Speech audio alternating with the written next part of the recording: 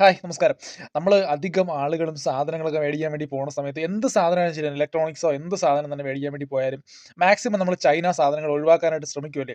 അല്ലാതെ അറിഞ്ഞുകൊണ്ട് ആരും ചൈന സാധനങ്ങളൊന്നും അങ്ങനെ വാങ്ങിക്കാറില്ല.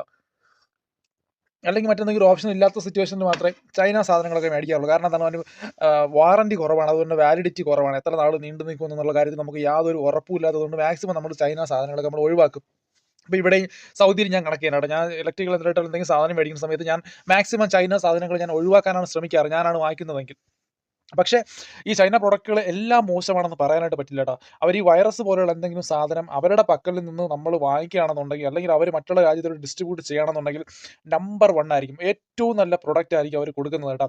അതിന്റെ കാര്യത്തിൽ ലൈഫ് ലോങ് വാറന്റിയാണ്. മറ്റെന്ത് സാധനത്തിന് ഇത്രയും വാറന്റി കിട്ടുമെന്നുള്ള കാര്യം നമ്മൾ മഷി ഇട്ട് നോക്കിക്കഴിഞ്ഞാൽ കിട്ടൂല കേട്ടോ. ബാക്കി എന്ത് സാധനം അവിടെ നമ്മൾ പർച്ചേസ് ചെയ്താലും വളരെ മോശമായിരിക്കും.